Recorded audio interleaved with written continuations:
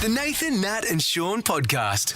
Just sitting at the dinner table on Sunday night, just minding my own business, when my son Cooper said, "Oh, Dad, you need to transfer me some money." Oh, okay. Right, okay, it's an upcoming event coming on. Yeah. Do you have easy access to the Cayman account? Or? No, just got to go through the accountant who goes through the offshore accountant. goes through Switzerland. Who then Yeah. it's full on, man. Yeah, and then and then there's joint keys, obviously, with the time code. Of course. It's amazing. Yeah. So I said, so what's the go? And he said, well, you owe me $17 for dinner on Saturday night. I've had $10 for an Uber, I don't know, Friday, and I had to Uber to work, and then I Ubered back because you didn't pick me up. And there was another cost for another Uber that happened during the week, in which case he took an Uber to work yet again. And back? So what are we looking at? Like, it was like $40-something, possibly So $47. he's invoiced you right. for $47 for things that he believes you owe him for. So, sorry, Nathan. sorry, just put that aside. He works, yes? He works at Hungry Jack's, which is possibly a 500-metre stroll up the hill. Now, it is up the hill. No one likes going up, but certainly when you're on the way back down, it's not that bloody hard. So that's several of those $10 Uber fares were to and from work, which is not that far from your house. No, so you can it's choose very to get walkable. on, number one, your push bike. Yes. He did have an electric scooter that he hasn't used for probably 18 months. That would be perfect. That would be perfect like, up the hill. Yeah. Anyway, so there's that option, and also just walking up. You can still walk up. Walking's that's a the hardest classic. thing Walking.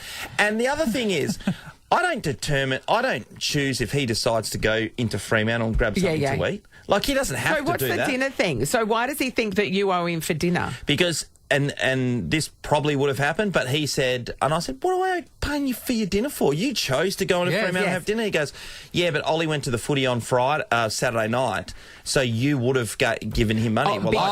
So I didn't give him any money. Okay, so he's saying I've missed out because money's been issued elsewhere in the family, and I deserve the same amount. Right. So it's really interesting when kids learn about money, isn't it?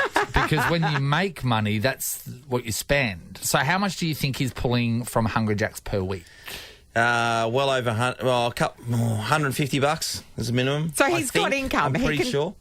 So if he's spending on his own lifestyle, but he believes this is the cost should be bared by me. Yeah, borne by you. me. Are you going to give him the money? I'm not going to give him the money. Is Megan?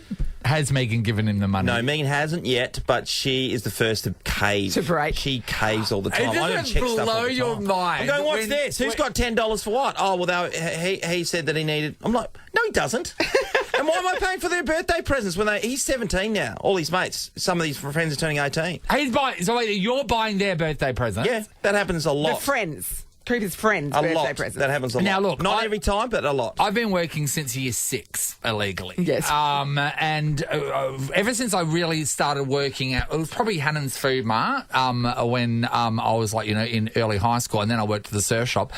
Like I got paid very well. I worked all the time, but I got paid really well, and I suppose that's when I stopped asking Mum and Dad for money. I certainly would never, it never would have crossed my mind that if one of my siblings had gone out with my parents and they'd pay for something, for me to invoice them for the equivalent amounts because I didn't get to do that. Yeah, Not that happens. in a million years would that have even entered my mind. It's this new generation, and you know what a lot of it to do with is?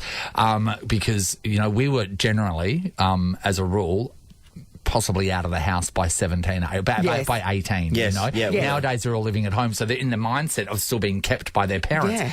But once you are starting to work and you are getting paid around $150 or more, buy your own stuff. Yeah, and also, if you want your parents to pay for it, then they get to pick what you wear. Do you know what I mean? Like, if you want to have autonomy Cooper over... won't be happy with that. He would be Little fashionista. Exactly.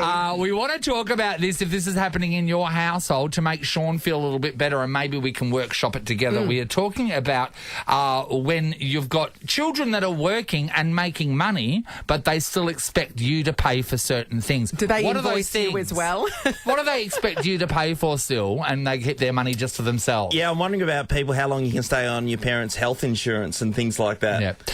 Look, we're going to give somebody some money back because their children are leeches. Yeah, to cover it off. $200 cash will be going to Don't give it to the kids. $200 cash. Filthy little leeches. Yeah. All right. Are you still paying for something for your kids even though they are earning money? I remember when I was a checkout chick in high school, I felt so good after I bought my first pair of Asics spikes, running spikes, Wow. and because I needed them, and like I knew the only way I was going to get the ones I wanted was to buy them myself. Yeah. But these days, apparently that's still a parent's job, even if you're 30. I want to see you in Asics spikes again. Let's do a session and Look see at how those your legs. calves pull up. It will be the most You've pain seen the you've ever photo. been in. You've seen the photo of me in my running outfit. I'll show you later. Deirdre's in Rivervale. Morning, Deirdre. My running outfit. Good morning. Hi, Okay, Deirdre, you sound like a weary parent. What do your kids expect you to pay for? So I pay for my son's antivirus, his Xbox membership, and his phone contract. How old is he? He's 19. And does he have a job? He's in the army. So, yes. And He's in the army. He's in the army. He's in the army. He's got a proper income. Deirdre, have we had a conversation about this with him, or are we just going to keep doing it? We have had a conversation with him, but his way of thinking is that we got these before he was 18. It's a lifetime commitment. That is It's a great. lifetime commitment. And I would stay with that. And Deirdre, he's not in WA. No. No, he's over in New South Wales. I love that you're paying for his Xbox. subscription. No, we got this when, okay, so I've had this for I years. love so him. It's got to continue. Yeah, that's right. Yeah. Well, mate, You continue. signed on, Deirdre, Yeah. before he turned 18, so you have to honour the commitment for life. Are you going to stick by his He's reasoning, quite good Deirdre? at things. He says, like, he wasn't old enough to consent. Oh, so you subscribed against his will, is what he's suggesting. Deirdre. Pretty much. He's a comedian, I'll give him that. Hi today, Deirdre. Usually I may feel slightly enraged Yeah. on your behalf, but I'm really But he's liking funny. all of his reasons. So I think that we let this go for another 5 Yep, years. I think at least. Deirdre, another 5 years you're on the hook. Thanks, Deirdre. Jody's in Maddington. Hello. Good morning, guys. Hey, Jode. Jody, Jodes. you got a kid that expects you to pay for something? I have 3 children. The eldest and the youngest are girls, and they've moved out of home with Yep. children. Yep. Middle child is my 26-year-old son, Yep. Yes. who works full-time, earns more than my husband and I, pays $150 a week, and writes a list on the fridge for what I need to get him when I do the groceries. Sometimes is it about $150 worth? Oh, yeah, pretty much with toiletries and snacks, yeah. Toiletries? And specific stuff. You're buying his deodorant and his toothpaste and stuff? Yep. Well, that's the role. He's paying $150. You know to live what? there. Well, you know why? Wants all of You know it. why? Because you decided to have a child with teeth. Yes. That's on you. He didn't sign up for teeth. Joe, do you do all Pretty much. do you do all the washing, his washing, sheets? Do you cook bed? for him No, as well? he does. Yes, I cook for him, and I have to make sure that there's enough, good enough stuff for smoko the next day. Oh, Well done, smart. You are in it.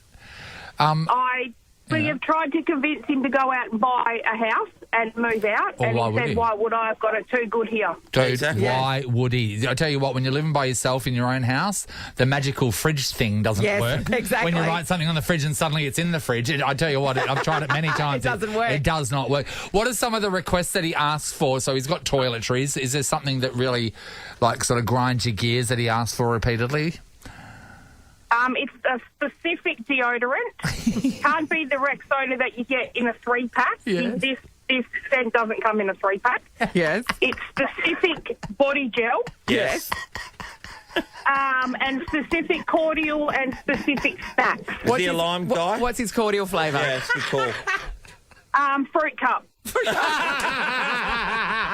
Do you have a... Fruit cup is the cordial of an 8-year-old. Yes. Isn't that, Jody? Yes. You have what's known as a man-child on your hands, and you're never going to get rid of him. You should do what every landlord in the state's doing, raise his rent. Oh, no That's way. what you need to do. God, Yeah. I don't think it'll Jeez, fly. You'll protest. By The the list will way, get bigger though, Nat. I know, That'll be the that's thing. true. Oh, yeah, you want to charge me that much? No worries. Is cordial still in people's houses? Oh, we get it every now and then, but I But only you get the Cola. bottled. I You have get the the bottled Bickford one. Yes, the Yeah. Bickford bottled lime sort of one, isn't it? Oh, the lemon Cotties. a lime. lime The one. Cotties, Do you get a Cotties. Cotties? yeah. But what? The Grant Cooler? Yeah. Cooler? Do you? Yes. Of course I do. And there's an apple and blackcurrant one that they do. Then I just get that every now and then.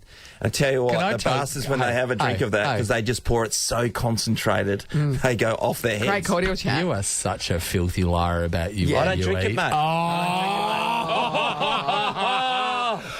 Boom! Swear word. Hello, everybody. 13, 24, 10, we want to talk to more people about what the kids expect the parents to pay for.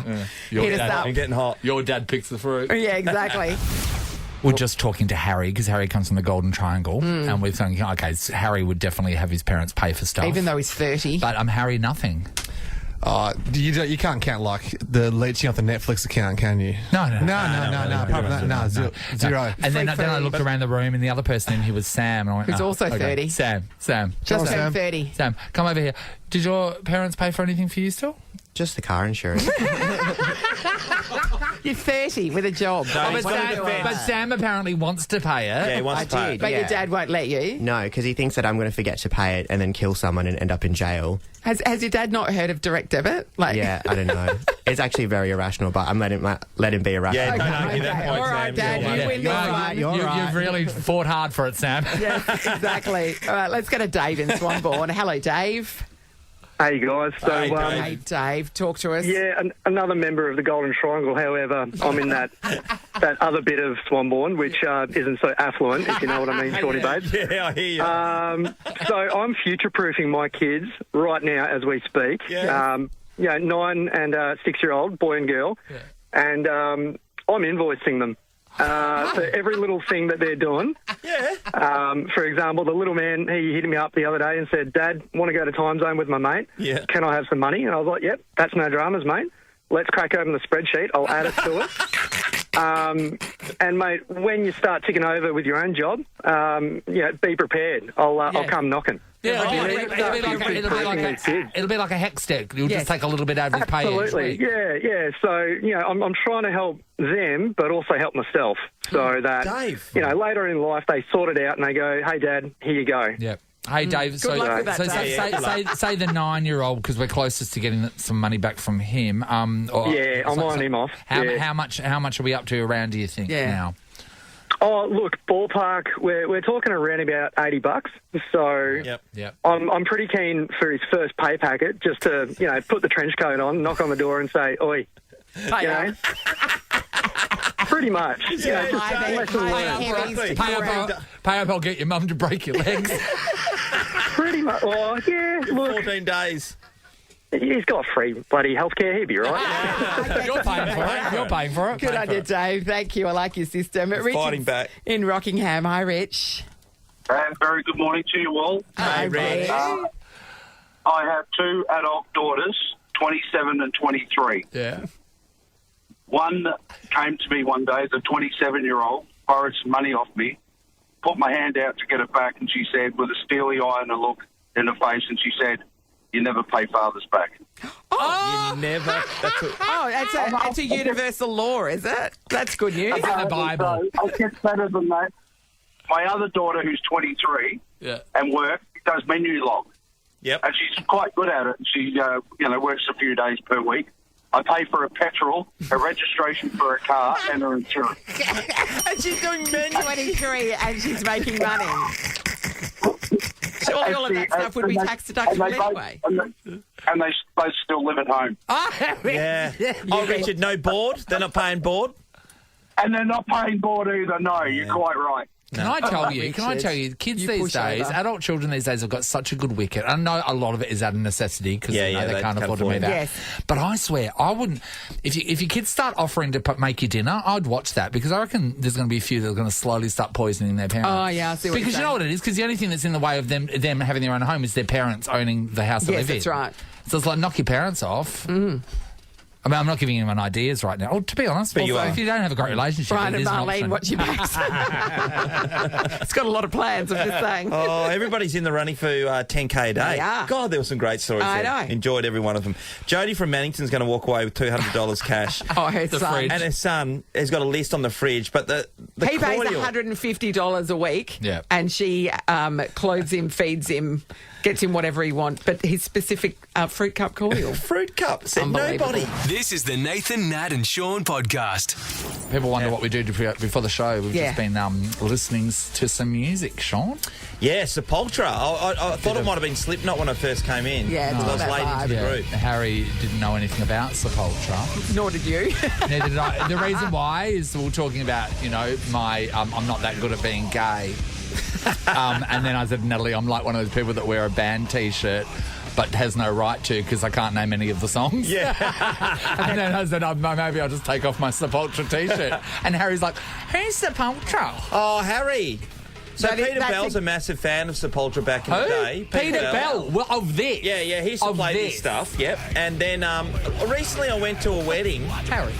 And my mate Jimmy's wedding, it was last year in fact, and then towards the end of the night, because he's a massive metalhead, and this was just going They I played bananas. bet the Sepultura bride loved that. at a wedding. Well, she knows who she's married. I guess so. Yeah. Is everyone trying to do the bus stop to the Sepultura? The nut push. I cannot believe it. There's some people right now going, about Yeah. time Nova played some good music. But I just, how do you go home and say, if Yes. you've had a busy day, you go home and you go, I'm just going to put some music on. But you're about to, go out or play a big sporting moment, you're like, I'm fit. How many buys you Sepultura up, fans you reckon? do you reckon there are listening to us? If you like Sepultura, let us know. Okay, if you No, do, come on. Okay. If you like Sepultura, if you're Sepultura fans listening right now, what are you doing? Yeah, Slipknot. We played. Do you know how much Taylor Swift we play? We pose the question, do any Sepultura fans listen to us? This is one of their the biggest hits, Roots, Bloody Roots. Yeah. Oh, this is unbelievable. There's a Freo Taipower, one of the blokes, he goes a European vacation every year for 2 Yes. weeks to the heavy metal Like festival? festival. That's it. That's what he does lives every the year. dream. Yeah. He lives it. So we know our playlist. We play the music every day, and we're going, there wouldn't be a Sepultura fan that's listening to us. Is there, Brad? Yes, there is. Okay, it's a couple of questions. What do you love about Sepultura? Just gets me pumped, to be honest. Yeah. Get ready for the day. Yeah. A bit of Chaos AD in the morning. Yeah. It's actually Sepultura. Sepultura. Yeah, I wondered if it was that. apologies. Sepultura. I wasn't And I'm sure. going, It's thousand like apologies. tomato. No, it's not. Now, so, Brad, you're not only telling us you rang up to say you like them, but you wanted to correct us, didn't you? Oh, hell yeah. That was driving me wild. The next question, Brad, is why do you listen to us then? Because you guys make me laugh. So, Yeah. you know. What's your it's, favourite Taylor Swift song? I couldn't even name one, to be honest. Hey, Brad, apart from Sepultura, you must be in that realm. Does any other ones grab your fancy? Any of them Oh, metals? yeah. I just like Pantera, Fear Factory, Oh, Pantera. Opeth, a few different ones, Hey. It's, got to mix it up a bit. Brad, I want to know, what time in the morning would one play Sepultura? Any time's acceptable, so long as other people can't hear it. Is Yeah, it yeah, something to be you honest, might bung on in the car? Yep, definitely in the my car. God, it's very just intense, isn't it? getting ready for work, Getting Yeah. ready in the for morning. work. What about relaxing after a heavy day's work? Come on, definitely. Yeah. Definitely. Come on, definitely. Nathan. Definitely. This unwinds Brad. Yeah. Does it fire you up when you see that people like Pantera is a great example? You can see people getting around in Pantera t-shirts, and you go, you don't know a song. Does that get you? Nah, it's so commercial now. It's like, what is it these days? It's Yeah. marketing, So it's basically Taylor Swift, is it? Yeah. Yeah. You're a big fan of the Keep banging on Eurovision about Song that. Contest, perchance, Brad?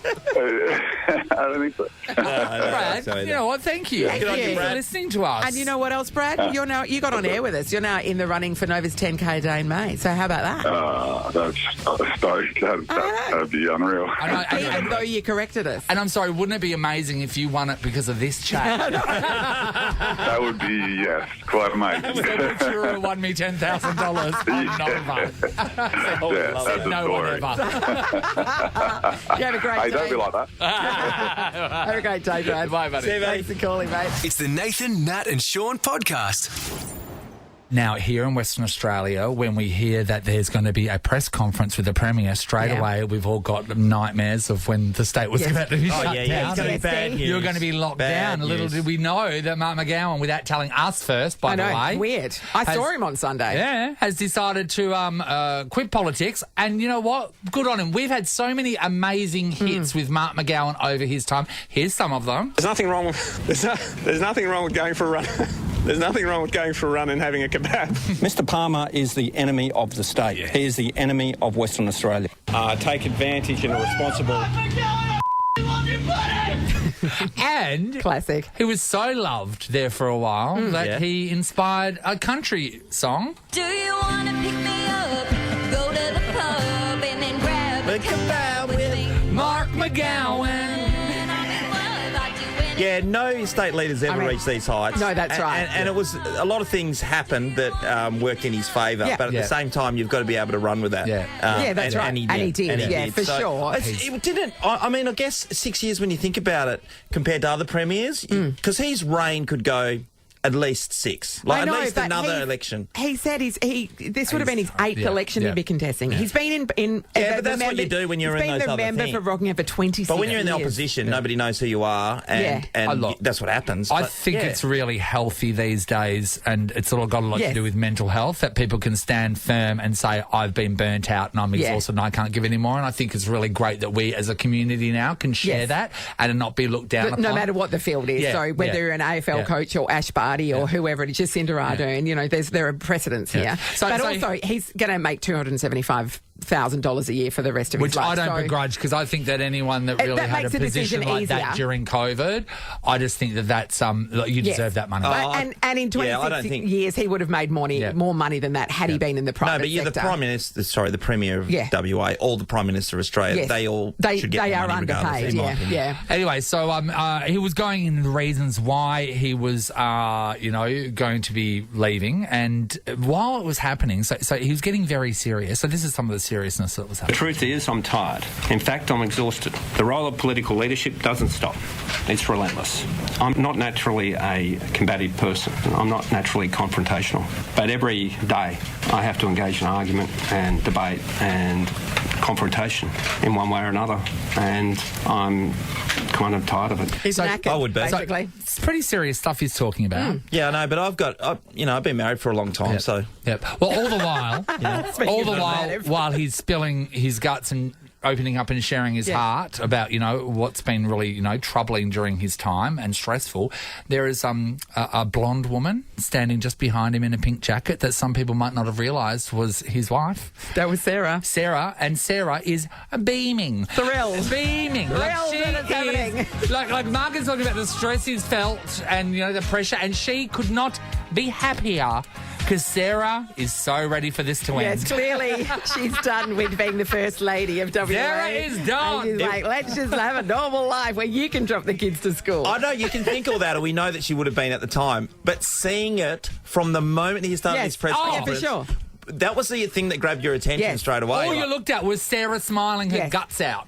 And the same thing happened when Mark McGowan first won office. He beat out Colin Barnett in a hard-fought election. And when Colin Barnett was walking into his Cottesloe reception, which could have either been the victory party or the defeat party, it was the defeat party, and everybody's a bit miserable and he's conceding defeat, Lynn Barnett could not wipe the smile off her face. Her face was splitting open. She was grinning so hard. It's tough for the spouses of these guys. It's tough for some spouses just in general. Yeah, for sure. Some people cannot stand the job that their partner does, and it might be because of the way it affects their life. It might be because they're FIFO, and whilst the money's good, they're not at home with their little kids. It might be because they come home and they stink. Yes.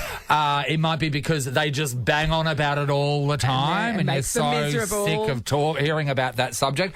That's what we want to talk about. 13 24 10. We want to know why you were stoked that your partner quit their job. All right? And if you want to give us a call, Sarah McGowan. Just remember getting on air with us. I'll put you in a shop for one of the lots of second 10K. last. Yep. All right. So we want to know why you were stoked that your partner quit their job. Hello, Natalie. Hi, Nathan, Nat and Shaun. How are you? Good, Nat. Okay, talk to us. Why were you stoked when your partner quit? So me and my partner got together about 8 years ago, and he'd been with the company for about 10 years in total. Just got passed up from people that were just inadequate. He'd come in overtime. He'd work 2 and 1 days and nights. We'd hardly ever see each other. And I took a whole 2 years to try and get him to, see the light. And eventually he's been with a new company for 2 years now and absolutely loves it, had promotion after promotion. So, yeah, definitely if anyone's thinking about, swapping jobs, do it. Do it. There you go. It's been dubbed the Great Resignation, isn't Yes. it, really? That's been happening over COVID, and people used to, back in the day, hold on to their jobs a little bit tighter, but nowadays it's like... You got options. Or getting passed over all the time. Yeah, That'd be I know. so frustrating. You put in all the work. Yeah. And you get to say that you were right, Nat, which is also awesome. He wouldn't like that. Thanks, Nat. Good on you, Nat. Let's go to Steve in Jandakot. Hey, Steve. Good morning, guys. Hey, buddy. Steve, were you stoked when your partner quit?